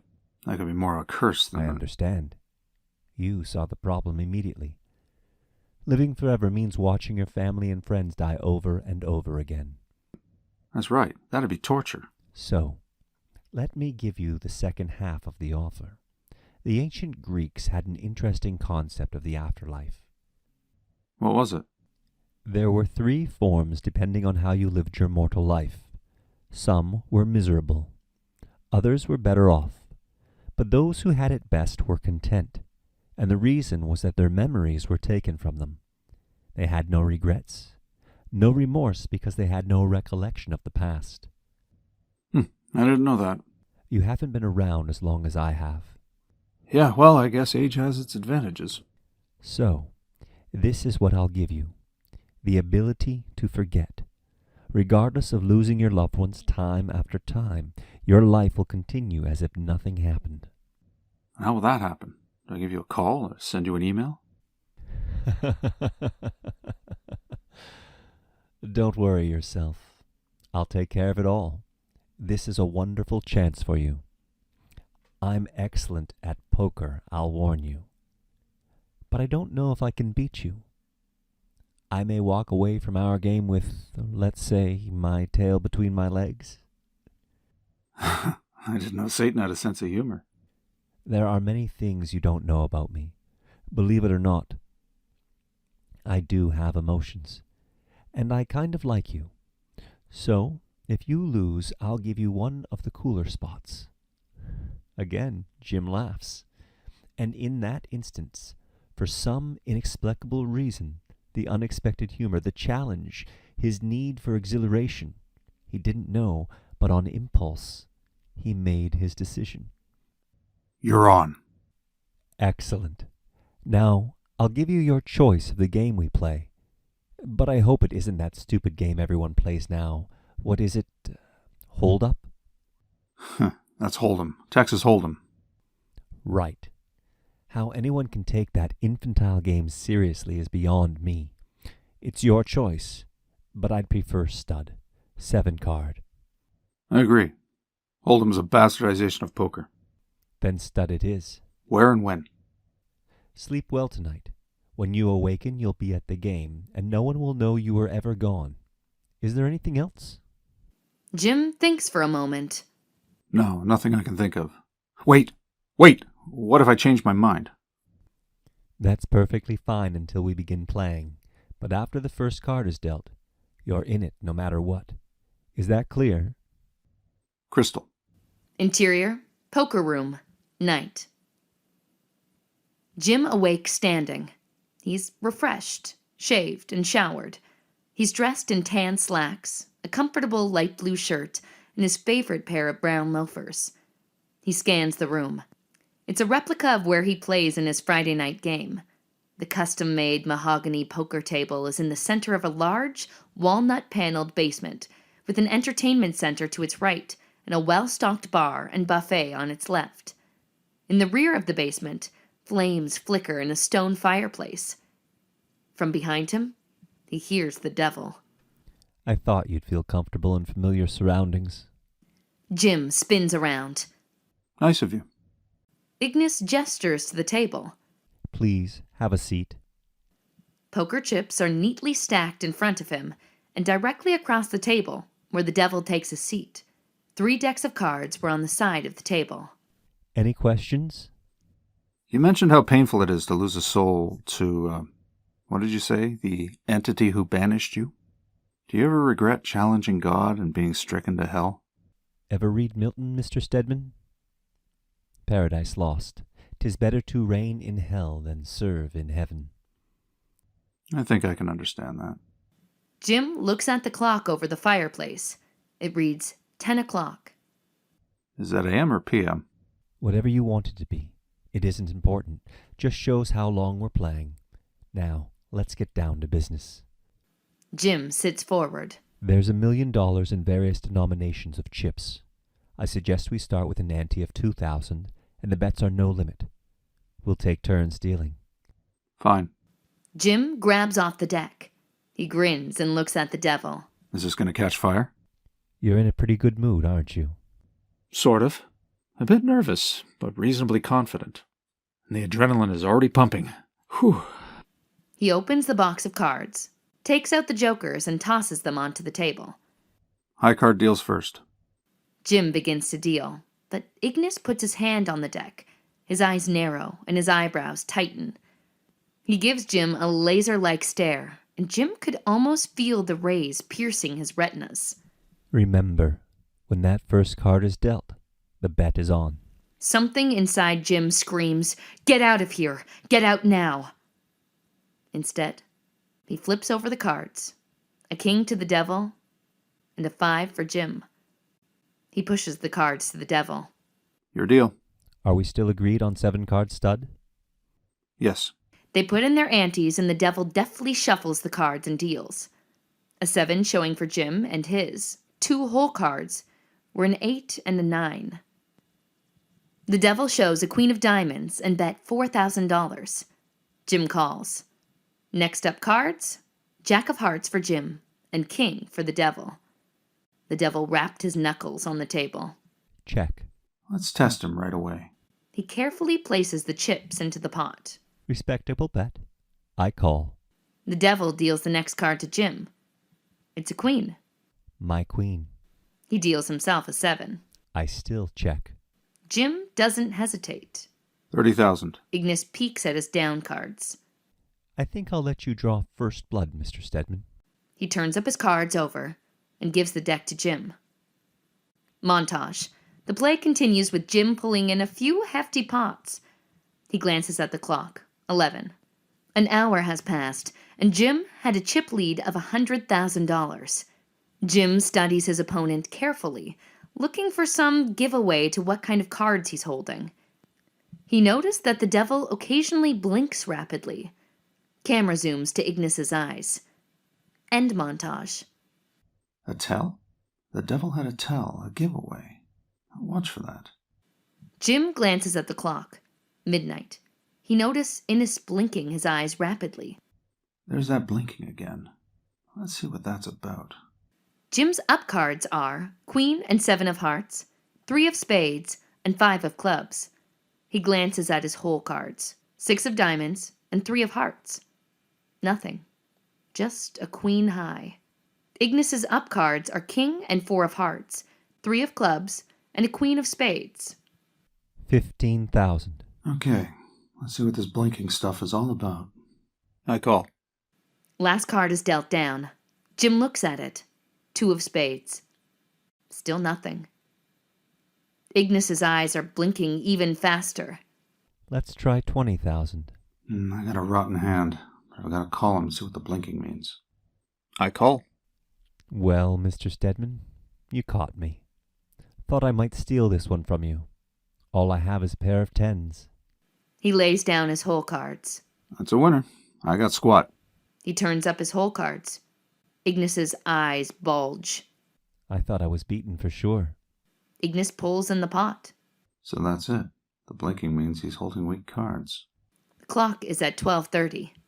Montage. First cards are dealt. Jim shows an ace. Ignis has an 8. Jim bets 10,000, and Ignis and Jim calls. Next cards are dealt. Jim gets a 10 of clubs. Ignis gets a 5 of diamonds. Both players check. Next cards are dealt. Jim gets a 7 of clubs. Ignis gets a jack of hearts. Ignis bets 15,000, and Jim calls. The next cards are dealt. Ignis bets 10,000. Jim calls. Next card is dealt. Ignis bets 15,000. Jim calls. Ignis's eyes are blinking rapidly again. Last card of the hand is dealt. Jim peeks at his hole cards. 10 of hearts, 7 of spades, and 2 of diamonds. He's got a low 2 pairs. End montage. He's blinking again. He's weak. Make it 20,000. Raise. Make it 50,000. Call. Ignis turns his hole cards up. Trip 8s. Jim's eyes widen.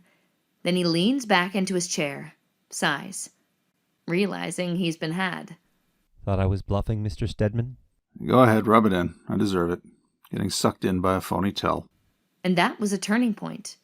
Jim's cards went ice cold. Montage. Ignis raking in pot after pot. Clock is at 1 a.m. Jim's stack of chips totaled a little more than 500,000. After losing 80,000 a hand with aces up against the Devil's 10 high straight, Jim said, I'd like to take a break, get a little fresh air. Certainly. Just step outside. Exterior, driveway of mansion, night. Jim deeply breathes in the crisp night air. He bends forward and back from side to side. The neighborhood is also identical to the one where the game has played. Except there were no people, and not even a car passed. This is surreal. A nightmare. You fool, you had to play him. Now you're up to your neck in shit. And for what? To get a gambling fix? There was no way out.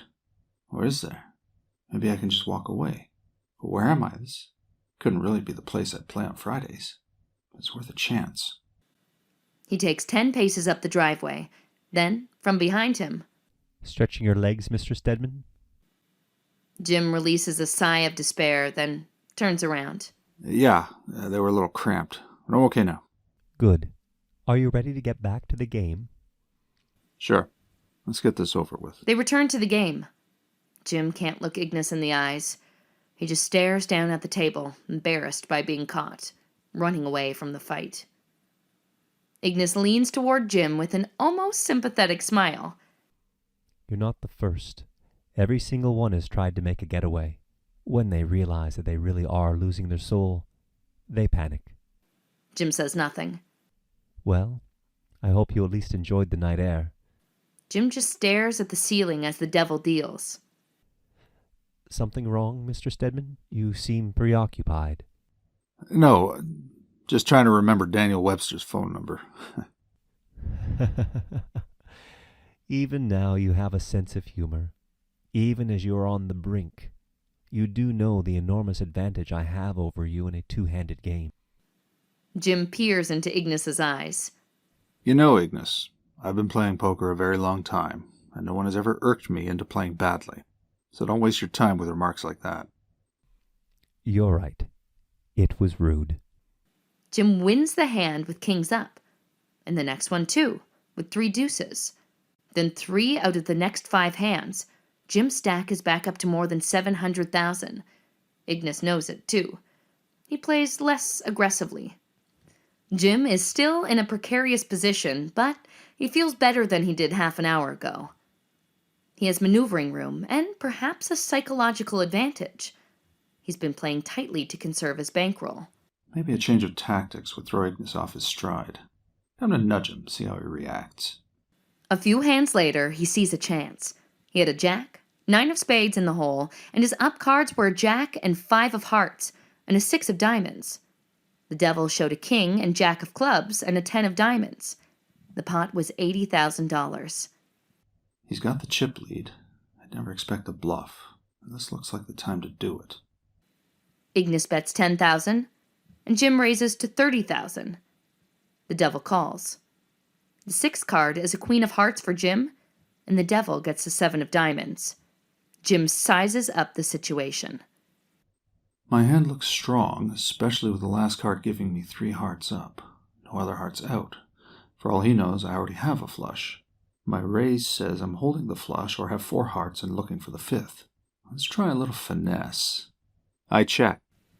Ignis bets $10,000, and Jim raises to $30,000. Nice move. You aren't trying to buy this pot, are you, Mr. Stedman? Or are you betting on the come? Jim deals the last card down and doesn't even look at it. This is it. He pushes all of his chips into the pot. I'm all in. Ignis hesitates and rubs his index finger over his mustache. His eyes tighten and seems almost to gaze into Jim's brain. Jim's mouth is dry, his tongue a piece of sandpaper, but he returns an unblinking stare. Quite a bet. Did you sandbag me to suck me in or to push me out? Ignis fiddles with his chips and seems ready to throw them into the pot. Jim's heart pounds so hard he thinks the devil might hear it. Jim won't even lick his parched lips because it could make him look nervous. Pulling on his ear, the devil studies Jim's cards. Well, I have no hearts and you've been betting like you have that flush. If I fold, will you let me see your cards? I never do that. All right. He reaches for his chips, keeping an eye on Jim's face, but he folds his cards and tosses them away. Well played, Mr. Stedman. Jim holds back a sigh of relief. He shows no emotion. He just stacks and counts his chips. 800,000. Clock reads 2 o'clock. Jim's stack of chips is 900,000. Ignis is rattled. He loosens his tie and occasionally rubs the back of his neck. On the very next hand, Jim pulls in a $100,000 pot. Very nice hand, Mr. Stedman. Thank you. He looks at Jim's chips. Quite a comeback, Mr. Stedman. Looks like you're back up to your original million. Something like that. With 5 cards dealt in the following hand, Jim's up cards were a 9, king, 5. The devil's up cards were a queen, jack, 8. Jim peeks at his hole cards, CU of hole cards, a pair of kings, giving him 3. Jim deals the next cards. 6 for the devil, and a 9 for him. That gives him a king-high full house. Now I've got your devilish ass. I think I'll string it out and play possum. Check. Really? Up to your old tricks? Ignis folds his arm across his chest, nibbles his lower lip. Okay. I'll bite. 40,000. Jim reaches for his chips, but stops. Maybe I should just call and then whack him on the last card. Nah. Ignis will call this bet and the next one too, and it's virtually impossible for him to beat my full house. Raise. 60 more.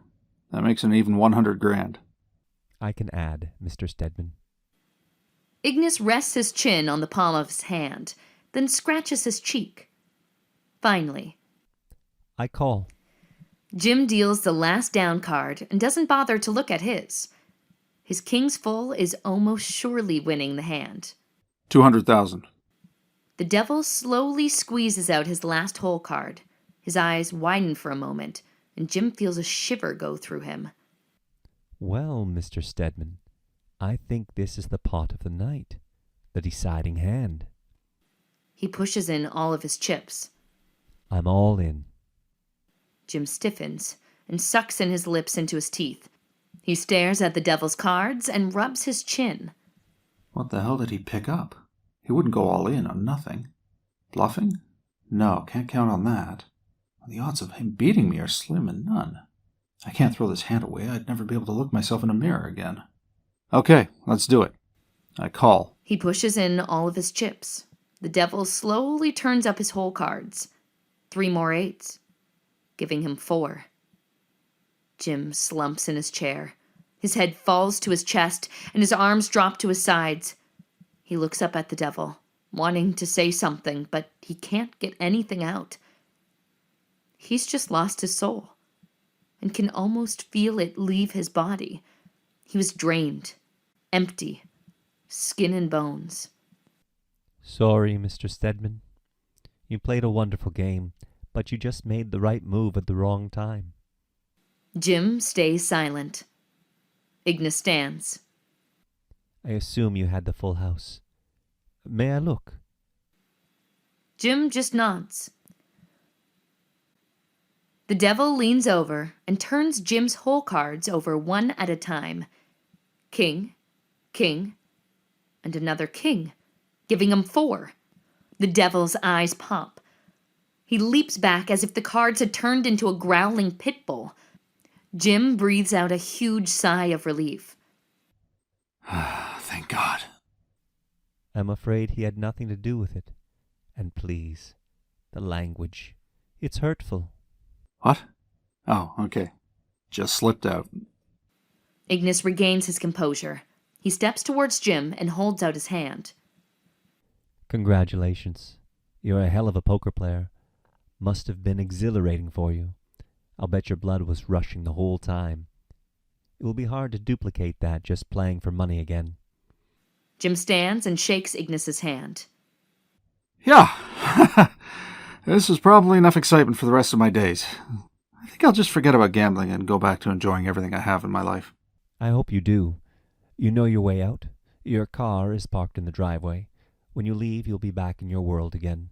No time will have passed. That's it? Correct. That's it. All right. I'll, see you around. Whoa. What did I almost say? Live a good life, Mr. Stedman. Just because you won this game doesn't mean you're forever exempt from my domain. Yeah, but I know the manager. He'll save me one of the cooler spots. Jim turns to walk away, then stops and looks back at Ignis. I've got a question for you. What's that? Why me? All right. I guess the best way to put it is that you've been in my sights for a long time. What do you mean? I liked your guts, your sense of right and wrong. I can always steal the soul of a corrupt person, but you were different. You're not religious or completely pure, but you're a good man. Snatching your soul would be a trophy. That almost sounds like a compliment. It was. That's why I came after your soul several times, Mr. Stedman. We've spoken and had clashes of will, but I was never able to get you to compromise yourself. You never did anything that deserved everlasting fire. Jim's forehead wrinkles. I don't follow. Think back. Who were the people in your life that tempted you or tried to hurt you? Jim tenses. I'm not sure I know who you mean. Oh, I think you do. That's why your body just flinched. Are you sure you want me to go on? Yes, go ahead. I almost had you in high school. If I could have gotten you to cheat with me, I think I could have gotten you to do another, and so on. But you wouldn't. So, I made you pay. Dearly. You put on a good show, but I know I broke your heart. The devil's face morphs into Danny staring at him, smiling his evil smile. Jim stumbles back a step. No, that can't be. Oh, but it is. And in Vietnam, Corporal No Balls. Remember? And the devil's face become Calor's. Kalor, you son of a bitch! The pain, the fear you caused me! But I didn't obey your orders. I didn't murder anyone. Correct. so I failed again. Anything else? Yes. You sure you want to know? Yeah, how much worse can it get? Extremely. Shall I continue? Jim clenches his fists and braces himself. Yeah, tell me. I honestly thought I had you in our last encounter. It was by far my best performance. But you managed to thwart me again. What are you talking about? I thought for sure I could steal you from your wife. The devil's face morphs into Carlotta. Jim grimaces. Oh, no, you're lying. Tell me you're lying. I'm afraid not. Ah! Oh, no, I made love to you! Don't let that bother you. I was in human form. Quite a nice one at that. So it's not like you actually fucked the devil. I feel like I just swallowed a mouthful of chewing tobacco. Oh, that makes my stomach turn. I feel like I want to puke. You'll be fine. I apologize, but I had to use every trick I could. Jim pinches the bridge of his nose, then squeezes his forehead. He drops his head, then looks up at Ignis. Okay, what's done is done. I'll never get that out of my mind. Yes, you will. I'll see to it. When you leave, you won't remember it. I hope so. Ignis puts a hand on his heart. Cross my heart, and so forth. Rest assured, you won't remember it. Jim takes a deep breath. Is that all? And are you coming for me again? Yes, that's all of it. And no, I won't come after you again. 3 strikes, you know. Huh. Well, that's a relief. I'm sure it is. Okay, I think I'll go now. Jim turns to leave. Wait, there's one more thing. Jim closes his eyes and leans back. Oh, you gotta be kidding me. What else? Nothing to be concerned about, but I want to clear something up. What is it? That business about Daniel Webster? What about it? Never happened. Huh. I'll pass that along. He begins to walk away again, but stops and turns to Ignis. By the way, forget that eternal youth thing. I'll stick it out as a mere mortal.